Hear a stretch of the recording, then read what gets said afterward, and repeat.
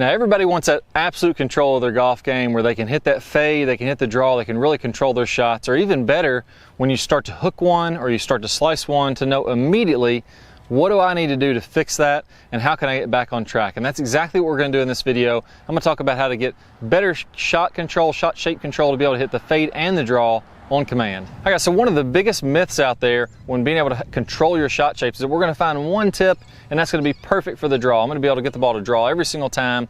I'll never have to worry about anything else and it's never going to leave me. Same thing with the fade. I'm going to find that one tip that just gets that perfect fade and I can hammer it out there.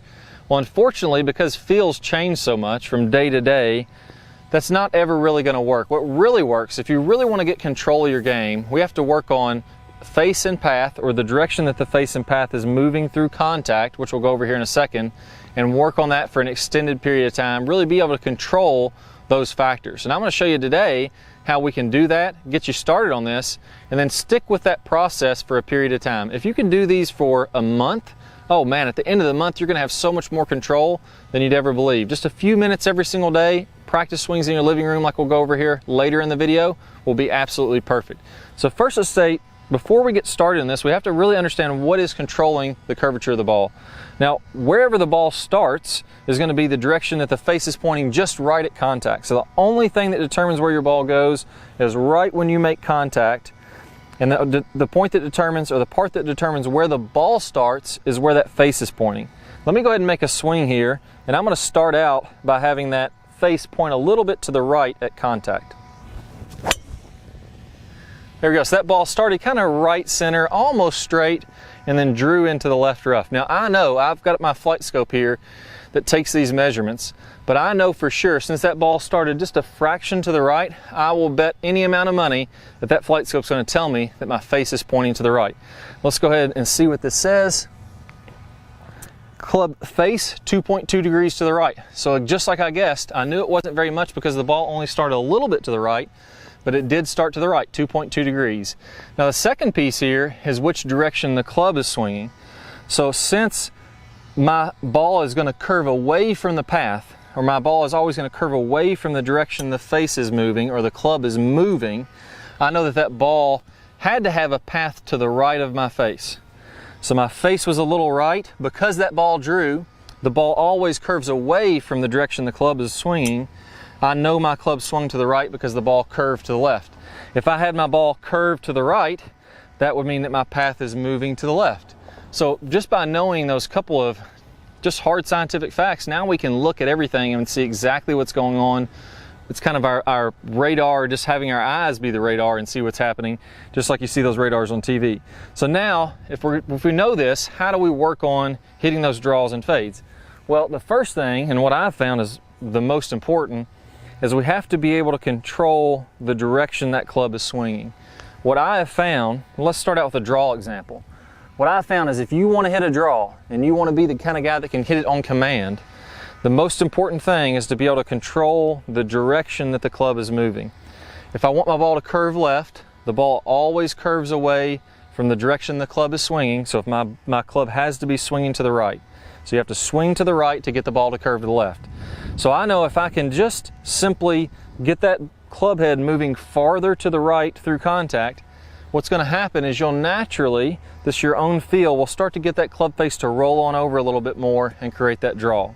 Let's try one out here, and I'm going to try to hit 2 in a row with my path going a little bit more to the right. The first tip on this is I'm just going to start out with a simple setup alignments. My feet are going to be a little more to the right, and my tilt of my body is going to be a little bit more to the right. That means tilting this way. Just a little bit will be plenty. As I tilt more to the right with my body, what that does is that creates a big gap here to where I can swing more this direction. If I tilted the other way, it would be much easier to swing this direction. So feet a little to the right, upper body tilted a little bit to the right. And now let's go ahead and try to make a swing. Again, that ball started down the right side. Didn't curve a lot back to the left. It may kick in the edge of the fairway or just barely in the rough. So I know my path was to the right. My ball didn't curve, so my face and path were the same, and my path went down the right side. It's probably going to tell me somewhere around the same as last time, maybe 6 or 7 degrees if I had to guess. 9.5 degrees to the right. So that's plenty getting this club to move that direction. And I found that's the first piece. If I can't consistently get my club to swing that direction, then I'm going to struggle controlling my shot shape. Now, what if I still struggle with this? What if I'm lined up to the right, I get a little bit of tilt, and then I'm still getting that ball that slices where the path is to the left? What I want you to feel there is a very simple drill. Do this 5 or 6 times to really get that exaggerated. Feet to the right, a little tilt to the right. Now from there, I'm going to go ahead and turn my shoulders even more, almost 90 degrees this way, and I'm going to have the butt end of that club facing out toward my golf ball. And from there, I'm going to swing this direction. So I'm really getting here, I'm really letting that club, that would be like a 50 degree to the right path, really exaggerated. And I'm just going to do 10 or 15 of those, and that's the feeling I'm going to have. Again, that ball is going to draw because I'm just letting that face release and turn on over, which is much easier if you're swinging that direction. Let's go ahead and try one of those, having that same feeling. You're probably going to see a kind of a wild number here because I'm really exaggerating a lot. There you go, big sweeping hook. And that one was probably well to the right. If the last one was 9.5, that had to be, 15 or something along the lines of that. Let's see what my flight scope says. 13.4. So really getting that swinging out there. That's the first piece to hitting the draw. Making that path, making sure every single time I can swing to the right. If you're hitting an iron, this is the same with a driver or an iron. You don't have to have any specific club to make this work. If you're hitting an iron, look at those divots. If I'm lining up straight, is my divot pointing to the right, or is it to the right of wherever my target is? If it is, I'm right on track. As you get better and better, you can get those straighter and straighter, but in the beginning, we just want to make sure everything is out to the right. Keep practicing this. If you're in your living room, you can really ingrain this just making swings in your living room. If you have a little mat or a piece of carpet, visualize a straight line and then get that path going to the right. Do 15, 20 swings every night and you're going to be building that muscle memory just like you want to. Now from there, let's talk about a couple tips to get that face to release. Let's imagine that we do have that path to the right, but now we're struggling getting that draw because the face is still too open. So the face needs to be closed to the direction I'm swinging to get that ball to turn on over. So it needs to be releasing this way. Now, a big key to this is what's happening with the right elbow pit. If you tend to slice, if you watch my right elbow and my right shoulder, this is going to be more of your move. Look at my elbow is turned more in. The back of my elbow would now be shooting this way. Whereas if I turn it more this way, look how that turns my hand more to the right on the club. My elbow pit comes up and my right elbow comes more toward my right hip. What that does is that puts my body and my arms and hands in a position to where now it's much more easy to get this club to turn on over. So the face can rotate closed much more easily from that position. If I'm in this position, right shoulder high, elbow in, hand turned more to the left, now that club wants to do that. It wants to come back to neutral. So if you're struggling getting that ball to turn, get that elbow in. Your hand is going to do this. This is actually a cool pro tip here. It took me a long time to learn this, so make sure that you realize exactly what I'm saying here. My elbow can stay in, and my hand does this to square up the face. Look at my club face. I can release my club face keeping that elbow in. If I try to square up my club face by doing this, I'm going to end up getting that over the top move. So let's show you what those look like, the correct way and the wrong way. So the correct way, again, that elbow is tucked in toward my hip. My right hand is turned a little bit more to the right on the golf club. I'm going to feel like I'm more behind the golf ball like we talked about in the beginning of this video with the shoulder tilt or my body tilt. And now it's going to be easier to get that club swinging to the right and going ahead and releasing that face. I may even do a little too much here. Now, so I exaggerated there and I got kind of a sweeping draw. Fine, still in the fairway and hit it pretty good, but you can always tone that down. Again, in the beginning, get the pathway to the right, get the face really turning over, and do these drills every single day to get more and more comfortable with it. So that time, that ball started a little bit to the right center, almost landed dead straight, 8.8 to the right with the path, 5.8 to the right with the face. That means my face was 3 degrees closed compared to the direction I was swinging the club. So do those drills, work on those consistently. If you just do them today, stand up out of your chair, get started right now. Don't wait until tomorrow, don't wait until this afternoon. If you're at your office, swing a broom that you got sitting in the corner. Do whatever you have to do. Make a few swings and then continually do those every single day to build the muscle memory. This is one of the reasons in the Top Speed Golf system in our website, all of our programs are longer programs. We have a 90-day ball striking class where people pick up on average, I think it was 11 miles an hour of club head speed. They dropped 2 strokes off their handicap. They said 85% of them said that they're hitting the ball as good or better than they ever have in their life. But that's because we built that muscle memory over a 90-day period. Same thing with the Top Speed Golf system. It's a longer course. That way you ingrain this.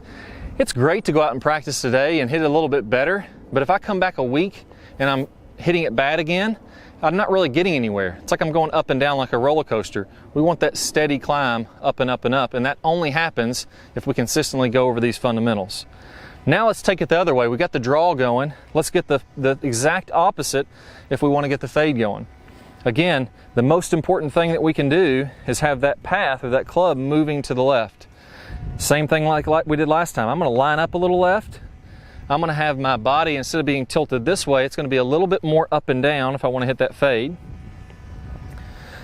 And then now I'm going to swing to the left and see if I can get that ball to fade back. There we go. That ball started left, started to fade back a little bit. I exaggerated, but again, we don't have to have a $12,000 machine or a $20,000 machine to judge the face and the path. I know that path was left because that ball curved back to the right. So I know my path was to the left. If I look at my flight scope, 9.7 to the left. So I would have bet $1 million that it was going to say something to the left, because the ball doesn't lie. If you look at that ball flight, you learn how to read it, you can know the direction you're swinging and what the face angle is doing. All right, so just like we did on the draw, let's take it up to another notch. If we're still struggling getting that path to the left, now we're going to feel like maybe that right elbow is a little bit more on top, that right shoulder is more on top, and I'm going to exaggerate, swinging even more that direction.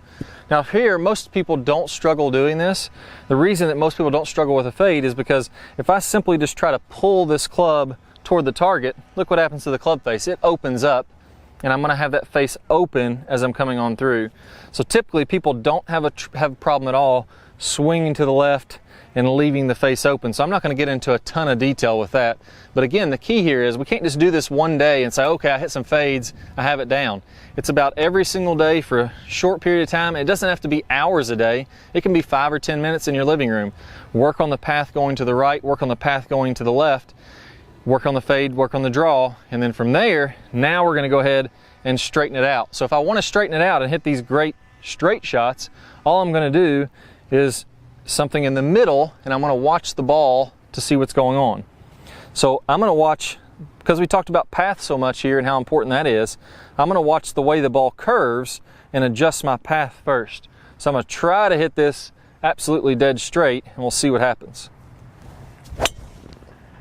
All right, hit that one good. Little tiny bit of a draw. Maybe my path could have been just a fraction to the right, but that's going to be pretty daggone close to zero. If that ball would have curved left, I would have adjusted my path. If that ball would have curved right, I would have adjusted my path the other direction. So I have to always be adjusting that and playing with it when I'm playing. I'm going to do that over a period of a month. Let's see what my flight scope said. Anything under 3 is a really good straight path. That was 2.7, so definitely a good shot. Barely any curvature at all in there. 2.7 to the right on that one. So again, I don't have to have this fancy flight scope. It's great to have one, but I don't have to have one to be able to read the ball flight and know what's going on at contact.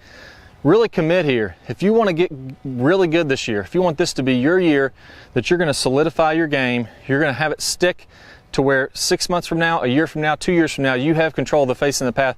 Commit to doing this for 30 days in a row. Work on it, even if it's for 5 or 10 minutes, adjusting the path, adjusting the face, feeling like the face is closing and opening, and you're going to be so much farther and so much better when you do so. Now here's what you do next. We talked about how to adjust the face and path, but we have to pair that up with a great straight line release. I have a preview of one of the best straight line release videos, is about to play in a second. get comfortable letting that ball get in the way, and I'm just releasing the club out in front of the ball. Once I'm comfortable with that, I can simply just turn that to the right or turn that to the left, and now I can hit my fades and draws on command. But we got to learn that straight line release first. It's like a 1-2 punch. Those two things go together. So watch that preview. Go ahead and click your card on the screen. Click the link down below in the description. You'll get instant access to that video. Let's go ahead and get started. A common misconception I see is that we want to create lag and we just want to hold that lag all the way on through contact and get as much lag as we can coming through contact, and that's simply not true. In the release section, we're going to talk about how to turn that lag into energy, how to turn that into speed so that you can hit it very far and do it, like we mentioned, without hardly any effort at all.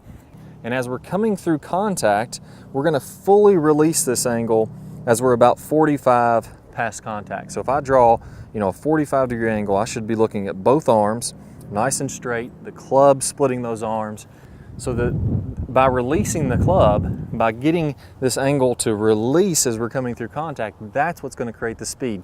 Our hands are moving a very short distance, our club is moving a very long distance through contact, and it creates that whip-like effect. Very different swings, hitting the exact same position. So first, let's take a look at Dustin Johnson releasing the club 45 past. And the reason we're going to see such different swings producing similar positions is that this is the real physics of how this has to happen. Here we're looking at Sergio Garcia. Again, we're going to see tons of